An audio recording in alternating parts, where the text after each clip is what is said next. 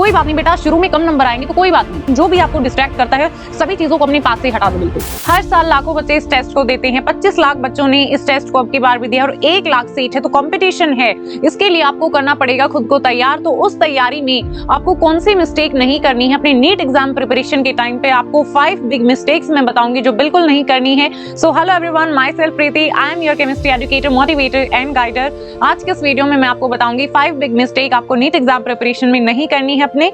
तो फर्स्ट जो big mistake बच्चे करते हैं वो करते हैं एनसीईआरटी को इग्नोर। आपको एनसीईआरटी को इग्नोर नहीं करना है। आप कोई कोचिंग आपने ज्वाइन कर रखी है तो आप उस कोचिंग का आप पढ़ते हो, मटेरियल जो होता है वो देते हैं, प्रोवाइड करते हैं, एंड आप अपनी खुद से बुक्स परचेज करते हैं। बायोलॉजी की आपने बहुत सारी बुक्स परचेज कर रखी हैं, ऐसी केमिस्ट्री की, फिजिक्स की, आप उनको पढ़ रहे हो, या फिर आपने कहीं से नोट्स ठीक है अरेंज किए, आप उनको पढ़ रहे हो, तो ये आप कर रहे हो। बट आपको एनसीईआरटी फर्स्ट पे रखनी है, अपनी प्रायोरिटी के अंदर रखनी है, इसको तो पढ़ना ही पढ़ना है। एनसीईआरटी से डायरेक्ट क्वेश्चन आते हैं, तो आपको बायोलॉजी, फिजिक्स, केमिस्ट्री, आपको एनसीईआरटी को बिल्कुल भी इग्नोर नहीं करना है। तो सबसे पहली मिस्टेक क्या हुई, एनसीईआरटी को इग्नोर बच्चे करते हैं, एंड माय डियर स्टूडेंट्स वो आपको बिल्कुल भी नहीं करना है। एनसीईआरटी की एक एक लाइन बहुत इंपॉर्टेंट है, एंड आपके लिए सेपरेट वीडियो में बनाऊंगी जिसके अंदर मैं बताऊंगी आपको एनसीईआरटी किस तरीके से पढ़नी है केमिस्ट्री की। ओके, तो आपको इग्नोर नहीं करना है बिल्कुल भी एनसीईआरटी को। इसके बाद सेकंड जो बिग मिस्टेक बच्चे करते हैं वो है ओवर कॉन्फिडेंस।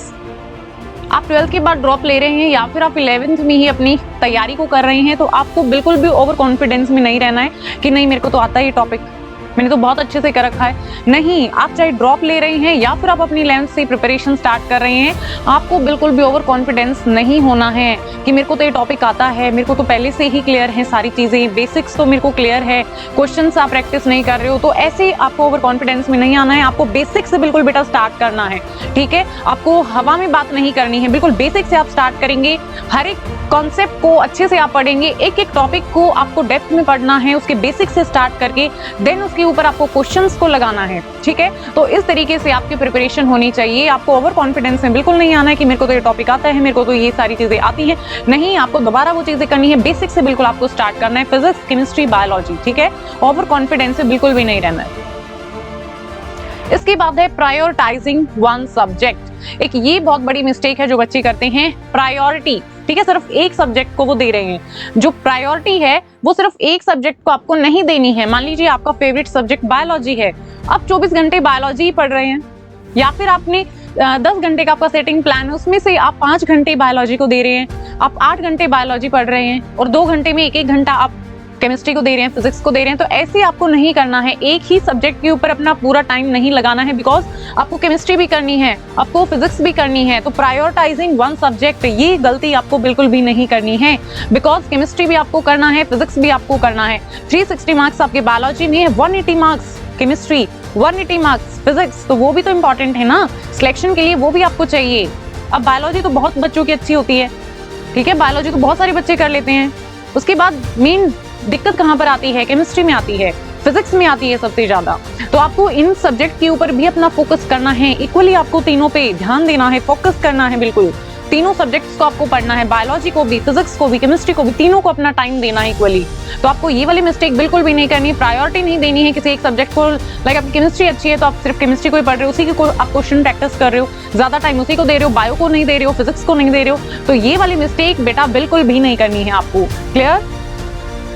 इसके बाद है अवॉइडिंग मॉक टेस्ट। बच्चे क्या करते हैं, प्रिपरेशन हो गई है बेसिक से बिल्कुल एडवांस तक, ठीक है, टॉपिक को अच्छे से कर लिया है, क्वेश्चन प्रैक्टिस भी हो गई है, ठीक है, हमें तो आ गया, हमें तो बहुत अच्छे से तैयारी हो गई है हमारी, तो मॉक टेस्ट हमें देने की जरूरत ही नहीं है। तो ये वाली मिस्टेक बिल्कुल भी बेटा आपको नहीं करनी है। अपनी जो भी आप कोचिंग जा रहे हो, या फिर आपने ऑनलाइन परचेज कर रखे हैं, या फिर कैसे भी आप टेस्ट दे रहे हो, जहां पर भी आपको वो टेस्ट अवॉइड नहीं करनी है, ठीक है। जो भी आपके टेस्ट ले रहे हैं आपको टेस्ट देने हैं। मॉक टेस्ट बहुत इंपॉर्टेंट है, बिकॉज उससे आप एनालाइज कर पाओगे कि आप कहाँ स्टैंड कर रहे हो, पूरा आपका एनालिसिस हो जाएगा उससे।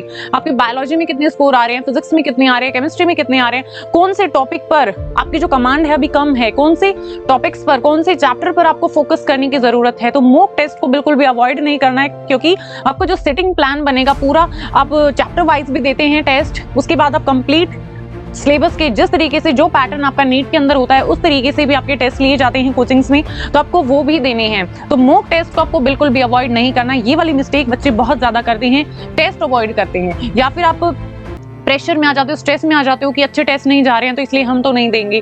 ठीक है, तो ऐसे प्रेशराइज में नहीं आपको रहना है, ना ही आपको। कोई बात नहीं बेटा, शुरू में कम नंबर आएंगे तो कोई बात नहीं, ठीक है, अपने आप को पॉलिश करते जाना है। आपको जो जो गलतियां हैं उनको अगली बार नहीं करना है। ठीक है, कम मार्क्स आ रहे कोई बात नहीं, इंक्रीज भी हो जाएंगे। आप काम कीजिए जहां पर आपकी मिस्टेक हो रही है। तो बिल्कुल भी अवॉइड नहीं करने अपने मॉक टेस्ट, चाहे कैसे भी मार्क्स आपके आ रहे हैं, आपको देना है कंटिन्यूअस। जैसे जैसे आपके लिए जा रहे हैं टेस्ट, हर एक टेस्ट को आपको देना है। अपने आप से खुद से प्रॉमिस करना है कि नहीं, मेरे को एक भी टेस्ट स्किप नहीं करना है। ओके, तो ये आपको मिस्टेक नहीं करनी है माय डियर स्टूडेंट। इसके बाद है सोशल मीडिया।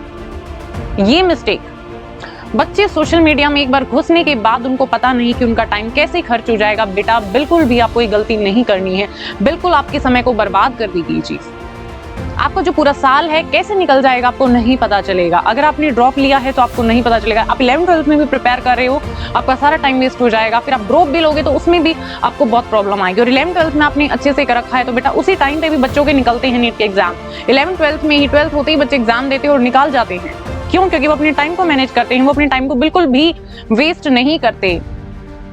ठीक है, तो आपको सोशल मीडिया, इससे आपको दूर रहना है। इंस्टाग्राम पे रील्स चलाते जा रहे हो, टाइम पता ही नहीं चलेगा। यूट्यूब पे आप शॉर्ट्स देख रहे हो, टाइम का पता ही नहीं चलेगा। फेसबुक आपने ओपन कर लिया, टाइम नहीं पता चलेगा आपको। बिल्कुल फोन को साइड में रख दो, नोटिफिकेशन को ऑफ कर दो। जब आप बैठ के पढ़ रहे हो कोई डिस्ट्रैक्शन नहीं, अपने आसपास उन चीजों से बिल्कुल हट जाओ, दूर हो जाओ उन चीजों से, आइसोलेट कर लो अपने आप को कि नहीं, मेरे को इतना टाइम तो पढ़ना है, इतना टाइम तो मुझे अपने काम को देना है।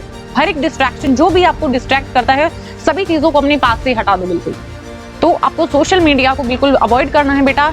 इस चीज में आपका बहुत टाइम वेस्ट हो सकता है, एंड बच्चों का टाइम वेस्ट होता भी है और फिर बाद में उनको रिग्रेट रहता है, काश मैंने उस टाइम पे कर लिया होता, काश मैंने उस टाइम पे अपना टाइम वेस्ट नहीं किया होता। बेटा आपको वो अपने कोट, जो आपका व्हाइट कोट है, क्या आपको वो याद नहीं है? क्या आप वो स्टेथोस्कोप भूल गए? क्या आपके ड्रीम्स इतने हैवी नहीं है आपके ऊपर? क्या आपका जो सपना है वो इतना हल्का है? आपको पता होना चाहिए why you preparing for NEET, why you started, आपका व्हाई इतना स्ट्रांग होना चाहिए। तो बेटा ये 5 बिग मिस्टेक्स आपको बिल्कुल भी नहीं करनी है अपनी नीट एग्जाम की प्रिपरेशन के टाइम पे।